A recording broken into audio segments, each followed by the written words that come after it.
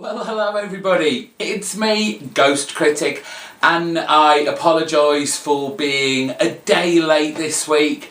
I came home from work last night and I was just so under the weather and I just didn't feel like making a video, especially with the huge haul that I picked up on Wednesday. As you can see from the title, there's 12 books to get through this week and I just didn't have the within me to actually get this onto video. I'm going to split this week's video into kind of 3 parts. They'll all be part of the same video. It will still be incredibly long, I have no doubt.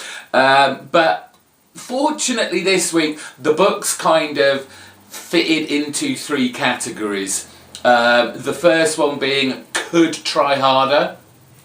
The second one was still solid. And the third one was just the outstanding books of this week. So this video is going to be kind of spliced into 3. I hope you still enjoy it. I hope you still keep with me because there are 12 books to get through. So make yourself a mug of mulled wine or a pint of beer or whatever your poison is and sit down, relax and hear my thoughts on what I picked up this week. So we kick off with the could try harder category and I'm throwing out straight away it's Iron Fist issue 7, and honestly this has been done. I'm dropping this. It's tried harder, it just doesn't cut the grade, and as Clouded Journey said on my Wednesday's video, this is a $3.99 book and it's just not worth it. The problem is the story is just so flaky. There are parts that I like, but that's more to the art style of it, the way it's presented. I love the kind of flashbacks to him as a child training with little Sparrow.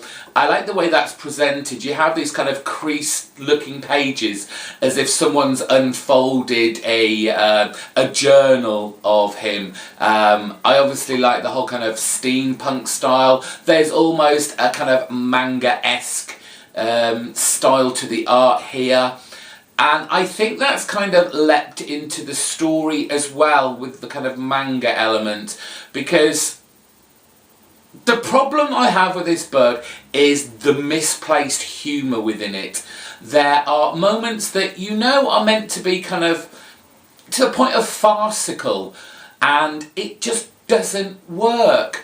It detracts from the story for what there is. The main story, we still have Danny Rand recovering from his defeat, and by the end of this issue, and I'm just going to spoil it because I don't really know many people who are reading this, but his healing clearly isn't going as quickly as some would like, and his little kind of mentor guy has made him literally Iron Fists. He has this kind of metal robotic knuckle dusters on his fists now, and it's just a tad lame. And so while I'm passing my comic book store when I go into town today, I'll be popping in and saying cut this out of my pull list. Moving on to Vertigo title Hinterkind issue 13. Now on Wednesday again I said that I wasn't sure what to do with Hinterkind. I'm enjoying reading it, but I don't know how far I am invested with the characters, how interested I am in their journeys. And so I kind of went into this book with the idea that I'm going to drop this. If this doesn't kind of like really astound me and just go, wow, this is another one for the chopping block. And it took me a little by surprise, because this is like a precursor to the main story. What happened before the kind of near extinction of the human race, where the Hinterkind took over. And you have the setup of the Queen of the Seed, or Sid, however you want to pronounce it. We have Hob the outcast, who mutilated his ears so he could fit more in with the human race. And we have a virus. It's a bit like, I don't know, Born Supremacy meets Fables, the terrorist years. And while it fills more of the kind of history of this Hinterkind universe, and had me like, oh, I still don't know what to do. I have clearly way too many books to read at the moment. There is better stuff than Hinterkind, and I'm just like, do I just hold on for that little bit longer, or do I just give up on it? I don't know. Again, the artwork is a bugbear. We still have this terrible Trifogli shadowing streaks going across people's faces where they really shouldn't need to be. I don't know. I really don't know. Moving on to a Dynamite comic, issue 10 of the Twilight Zone, and I just feel with this issue there was no subtlety there. Now maybe Straczynski is kind of like hitting me with a brick in the face, but it's a huge red herring. But I just get the feeling I know how this story is going to end. We've got Roy, this kind of down on his luck, end of his career detective. He's like the last person you go to try and solve a crime of some sort if you need to go to like a private detective. And he has been employed by the business from the first story arc to find out who killed the son of the kind of chairman, the CEO of the company. And we saw in last issue that Roy manages to somehow go back in time to the night that the son dies. And the son is like an all-around American. He's been in the war, he's got medals, but he has kind of turned the corner where, you know, there are better ways to solve problems, and he's getting a lot of people, you know, lobbying and these kind of groups around and doing these big talks. Everyone loves him, he's very charming, he's very influential, but of course he dies on this night. And in this issue, Roy tries to stop the death of this son. But we have this recurring character, Mr. Wilde, who's been in all the stories as well. And he said that basically, you know, it is possible to change the course of history by going back in time, but there are fixed moments. Someone has to die that night. It doesn't necessarily have to be the son, and he will then change the course of history for him still being alive. But someone has to die. And we have this kind of motif keep going through that Roy keeps saying he wants to have done something with his life. He wants his life to have made a difference. And you see where I'm going with this? I just feel Roy's going to be the one to die. And it is like, it's just so unsubtle of a story subplot that something inside me is thinking, it can't be that. Surely you're not going to be that obvious. So Straczynski really needs to pull something special out of the bag to finish this particular story arc off. We finish this Could Try Harder segment with Batman Detective Comics issue 37. We've got Manapul and Buccellato back on the story and art duties, and they're kicking off a new story called Anarchy. And it does feel very kind of anarchistic, fractured way of telling a story. I was kind of lost on where they were wanting to go with this particular issue because it jumps around all over the place. I have a glaring annoyance about this issue, but we'll get to that nearer the end. So we kick off with our titular character, Anarchy, giving out justice to some guy who's done something wrong, and he's basically thrown out of a kind of tower block window to his death. It changes pace, and then we have the Mad Hatter, which I was kind of like, ooh, Mad Hatter. I actually haven't seen him. I know he's been in the New 52 since, but I've never actually read anything with him, so I was excited and interested to have him within one of the titles that I've been reading and get to know a bit more about him. But this just again seemed to be somewhat of an interlude where Batman just kind of takes him down pretty quickly. Mad Hatter's going out looking for Alice, who he's killed many years or months, I'm not quite sure, ago, and this is just kind of Mad Hatter's psychotic mental episode. And then we cut to a Christmas interlude where we have Bruce and Alfred looking at the mansion all decked out in Christmas lights, taking a break. I'm presuming this comes before Arkham Manor, before that got taken over. So this is kind of pre the takeover of all of Bruce's assets.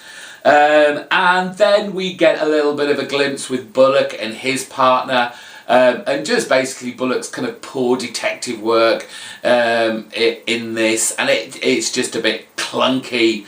And then finally we have this kind of climax of the pyrotechnic anarchy display, where one of Bruce's towers kind of goes up in flames, but in the shape of an A for anarchy. The glaring thing that really annoyed me was Bullock and Batman. Bullock lifts a gun up at Batman's head and is ready to shoot him, and in fact a shot is fired. And I'm just thinking, and I don't mean this to be a pun, but how bullheaded can Bullock be? We are in a building, there is a bomb in here, and what are you doing? You're trying to take down the man who will most likely, or is the most likely person to stop this bomb from going off. I mean, it just doesn't make sense. Has Bullock got that much hatred for Batman, wants to take him down that much, that he's willing to sacrifice every other person, including his own life, to take down the Batman? Annoyed me so much. However, this issue does deliver in spades when it comes to the artwork. It's just fantastic. I love the style that they've brought to Batman. There is a scene with Batman looking through the kind of smashed window, and as much as it looks gorgeous, it looks a bit silly. It's kind of like, hello, I'm here. But it looks gorgeous all the same. It just looks a bit silly. But the artwork is the only thing that's keeping this book alive for me right now. The story, We kick off the next portion of this video for those 4 solid titles of the week. The books that I always look forward to reading, and I know that, I'm going to get something out of, and they're not really going to disappoint me. I'm starting off with Birthright, issue 3, and this issue is really starting to grow on me. I love the idea of this disappearance of a child who is actually kind of been transported to this fantasy land, trained to bring down this ancient evil, and the repercussions from that, and him coming back home as a grown adult, despite the fact it's only been a year since his disappearance. Now, there are a few reasons why I love this book so much. The first one is the kind of the flashback scenes, we'll call them, of Mikey as a child, just having been introduced into this fantasy world, scared, reluctant at the idea that he is this superior champion that's going to bring down this ancient evil. And we're kind of seeing his journey of becoming this great big warrior. And I love the concepts that Williamson is bringing to this book, the creatures, the extra characters that are going to be kind of in his way. So that is an element I really enjoy. In the present, we have grown-up Mikey doing his kind of Terminator escape from prison kind of deal, which was fun to watch and look at. It was good to see. I'm presuming this, but it was good to see him not actually take them down, all the cops, as he was getting out for like fatalities. He's just making sure they're not in his way as he escapes. So it was full of action. There was plenty of oomph to those scenes. And then we have all the introductions of the new characters. Now, we are hearing this through Mikey's voice, and we know that he is being controlled by an evil essence. So this is the kind of thing, the kind of plot device that is really intriguing, because we're not really sure who to trust. Mikey tells us about these, I think it's 5 war criminals from the land he's just been in, and he has to take them down to save our world. However, we know, as I said, he is kind of being controlled by an evil presence. So are these 5 actually really kind of trying to take down the evil presence, have escaped into our world in an effort to actually save our world? I love the kind of the portrayal that we see on the page of these 5 very sinister, very evil looking characters.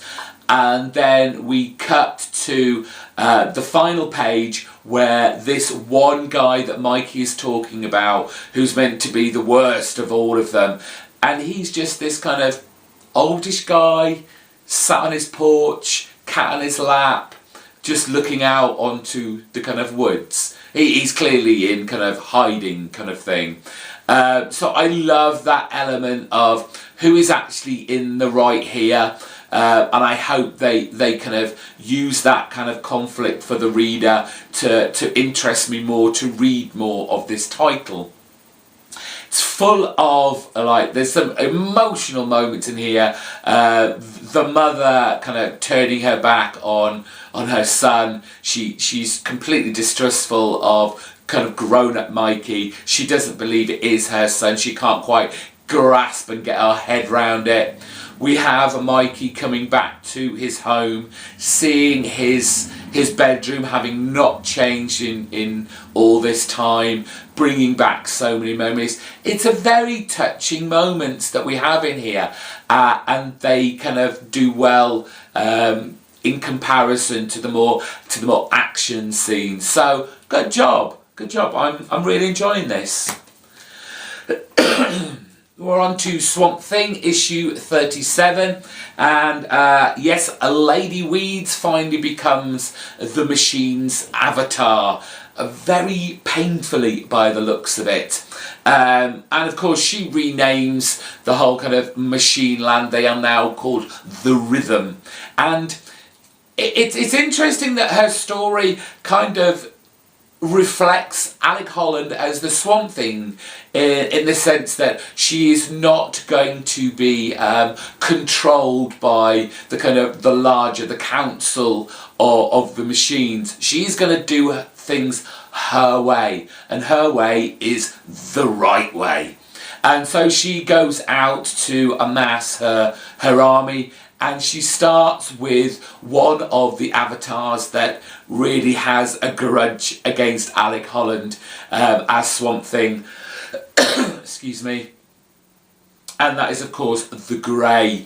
And our Queen Machine makes short work of bringing the Grey into line and being part of our army to go against Swamp Thing.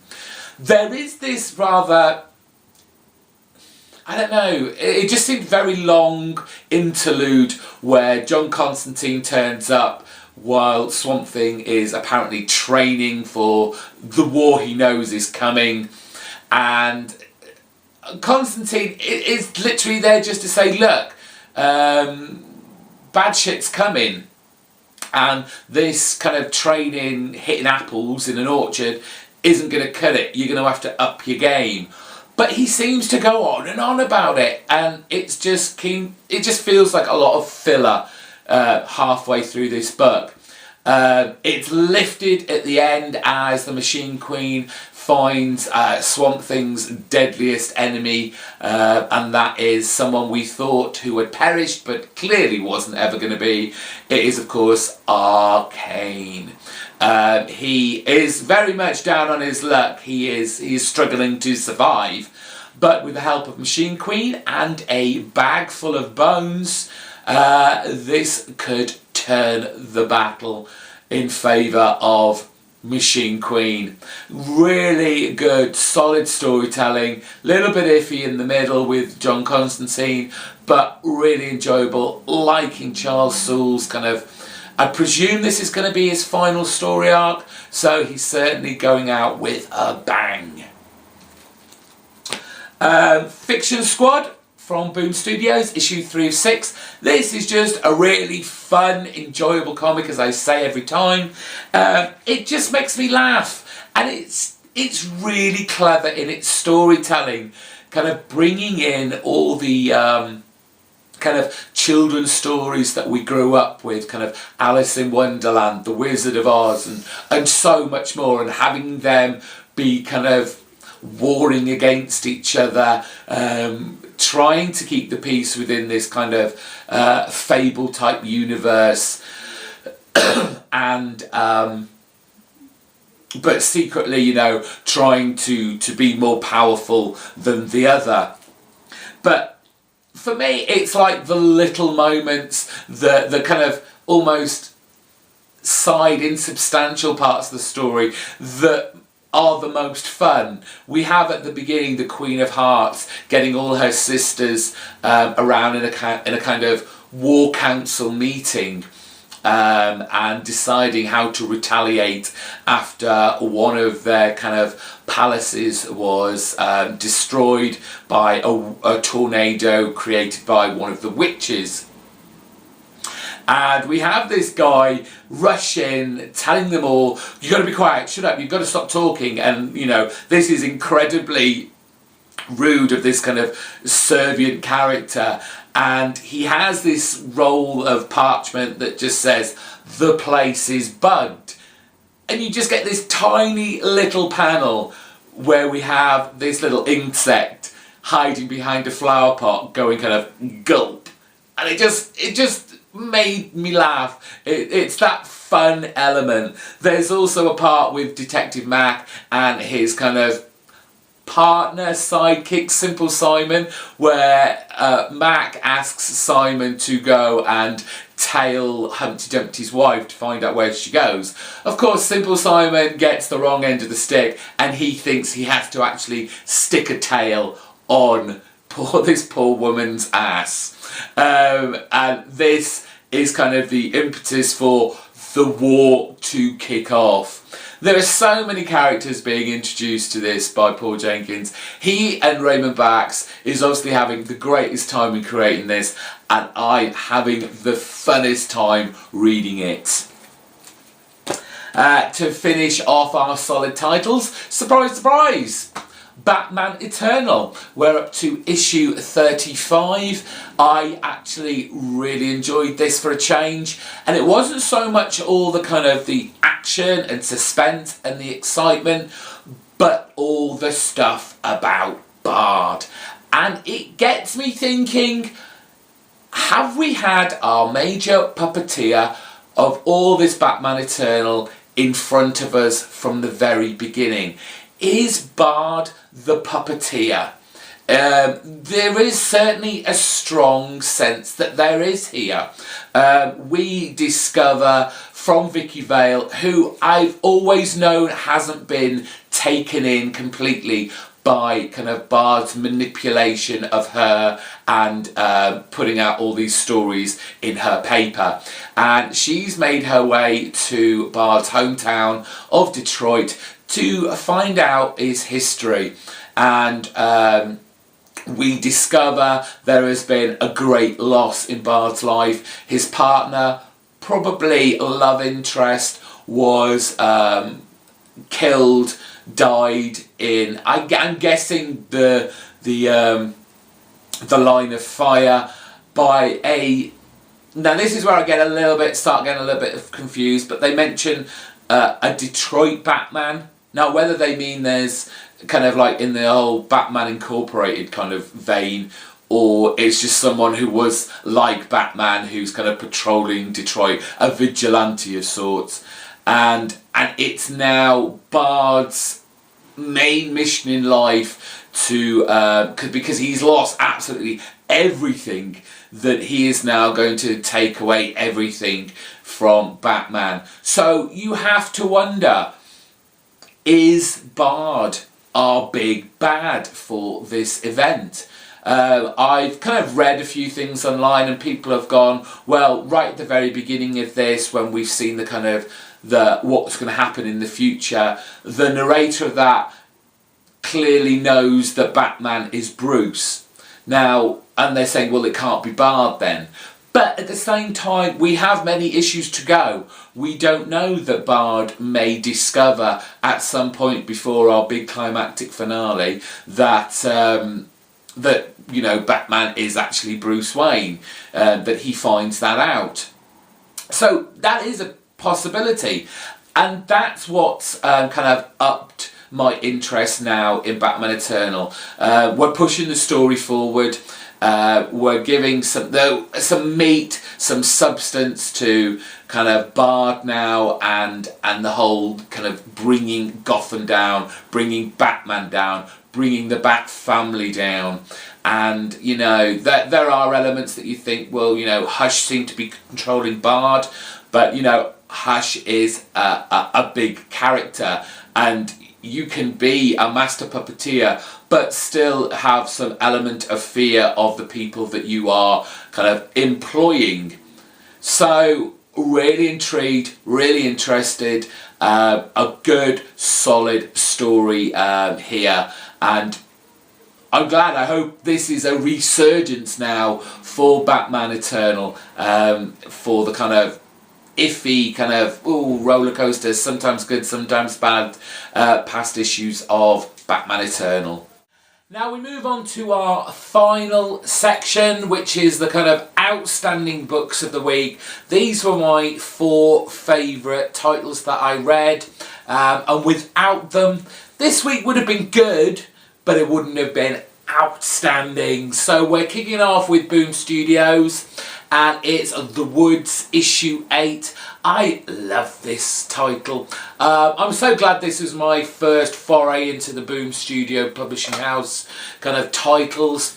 As I've mentioned before with The Woods, it has a kind of Morning Glories feel, in the sense that from issue to issue you kind of get these flashbacks about the characters that are shown within the book. The only thing with The Woods is they make it far easier to follow, in the sense that these flashbacks all take place in one night, and it's seen from different perspectives throughout that one evening. This issue we're looking at our cover star Isaac, And poor guy. It just goes to show the kind of great storytelling Tinian has here, in the sense that at times you feel really sorry for Isaac. You really kind of sympathise for him. But at the same time, you kind of go, you're asking for it, basically. You're veering over the kind of obsessive stalker type guy, and ultimately this is kind of his downfall in this issue. We have all our separate kind of kids that have gone into the woods, and they're all kind of running away from danger of some respects. Of some aspect of this, now we've found out, planet, which is a prison. And it's Adrian that seems to be at the crux, at the centre of all the madness that is happening. His characteristics over the issues have been taking on a turn for certainly the weird. At the end of last issue, we have him now bleeding from his eyes, and seems to have awoken something within the planet that should have stayed asleep. There's some great character work going on in here, and this is what I appreciate a great deal about this. It's not just about the action, it's not just about the intensity of the danger that they're all in, but there are these moments where we find out about the characters and how easily they can turn, or you can think of them in such a way and hope they'll kind of redeem themselves, but in the end they stick true to form. And it's just a great read. The colouring, the art style by Marcus Dialinus is just fantastic, and suits this book. Just a great ride. I just enjoy this enormously. What is wrong with me today? Going on to issue 2 of Tooth and Claw, now renamed The Autumn Lands Tooth and Claw.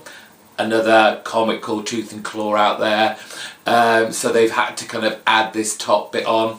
But with Tooth and Claw, I mean, he does this anyway, but Kurt Busiek has just this wonderful storytelling ability that kind of just draws the reader in, and you just get so immersed in this universe, in this world that he creates. I mean, right from the very beginning, where we have all our kind of anthropomorphic characters huddled round a campfire after having their sky cities come crashing to the ground, and they're telling stories about the champion, this one person that's going to kind of rescue and save them, and they've kind of drawn him back from a predetermined time. He's currently cooking away in this kind of magical globe, and it's just interesting that you kind of get you know, different versions of him from the different various characters. So all the kind of the bird creatures all think that, you know, he's this feathered champion. You have the moles thinking he's mole-like. You have the dogs thinking he's dog-like. And you kind of almost get this kind of religious tone to the book where, you know, there is a god, but everyone has different versions of him depending on what part of the world you come from. They all kind of worship, pray to a one kind of religious entity. They just have different ways of expressing and seeing them in their kind of cultural light. And you get this from Tooth and Claw as well. There is some huge action scenes in here. Our kind of magical egg does crack open, and what comes out is not what they were expecting. We have our first kind of human being within the pages of Tooth and Claw, and it is seriously not what they're expecting. And it almost has this commandy feel about it, where we have what is the last man on, I'll say, Earth. But he is completely feral, but fortunately he is on the side of our kind of wizardy characters as he goes against the buffaloes who have come to turn on their previous masters who have fallen from grace. Just an amazing issue, and with kind of Dewey and Belair doing the art and the colours, it's just a magical book. They have set the right tone. We are in the kind of like night, evening time, and the shading and the colours and the style of it just all suits the environment so well. Just overjoyed with this title. So glad to see Kurt Busiek on another separate issue from Astro City. My penultimate book this week is Low, and it's up to issue 5. And there aren't many comic books that can make me just stare at an image for probably a lot longer than you would normally look at a page. But that the first page where we have just a full page spread of the mother's face, and I just stared at it for quite some time. It was like you could see the grit and the determination portrayed in this face, and I was like, what is going on? We have 4 months have passed now since the mother character and her son Marek have been caught, and while Marek is fighting for his life in just a wonderfully realised kind of underwater arena, kind of fighting gladiatorial style. His mother is imprisoned and being kind of interrogated to the point of torture on a daily basis just to get the information about where this satellite has landed. And each in their own way, they are kind of sworn to themselves that they're not going to give up.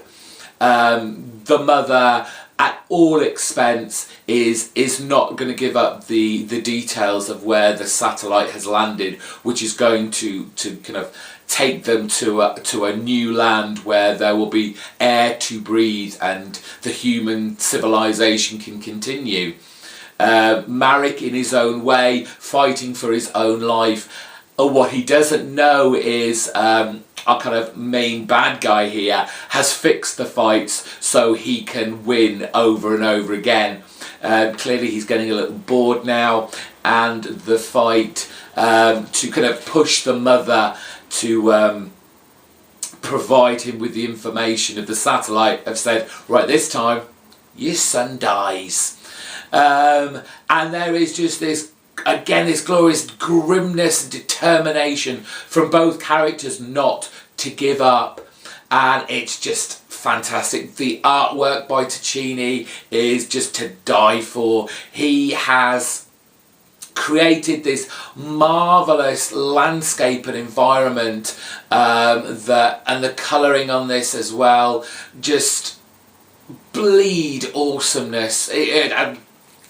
I don't want to be kind of faint praise, but it is a gorgeous book to look at. There is so much detail in like the crowd scenes in the arena. He's created these wonderful kind of underwater monstrous creatures that, you know, I just can't get enough of Low. And at first, when I started reading this, I kind of felt this might not be as special as Remender's other creations he has going at the moment, but it just grew and grew, and it is up there with the likes of Deadly Class and Black Science. It's kind of like the trilogy of Remender image titles.